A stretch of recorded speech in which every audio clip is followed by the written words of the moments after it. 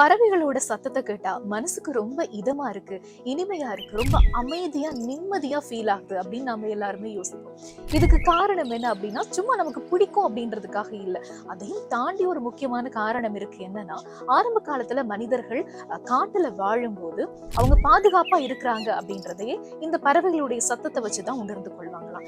எந்த விதமான சத்தமுமே இல்லாம காடு ரொம்ப அமைதியா இருக்கு அப்படின்னு சொன்னா, ஏதாவது வேட்டை மிருகங்களுக்கு பயந்து பறவைகள் அமைதியா இருக்கு, அதனால நம்மள நோக்கியும் ஏதோ ஒரு ஆபத்து வருது அப்படின்னு சொல்லி மனிதன் அலர்ட்டா இருக்கிறதுக்கு இது உதவியா இருந்திருக்குது.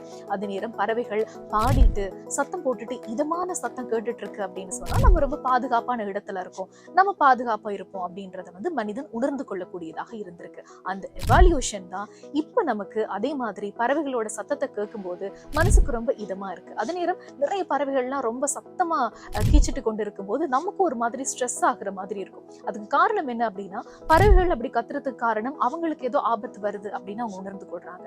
அப்படி இருக்கிறதால நமக்கும் ஆபத்து வருது அப்படின்றத மனிதன் உணர்றதாலதான் மூளை அந்த மாதிரியான ஒரு பதட்டமான உணர்வை நமக்கு கடத்துது. நம்ம மனிதர்களுடைய இவாலுவேஷனாலதான் இந்த மாதிரியான ஒரு இதமான ஒரு உணர்வு பறவைகள் பாடும்போது நமக்கு கிடைக்குது அப்படின்றத ஆய்வு முடிவுகள் சொல்லுது.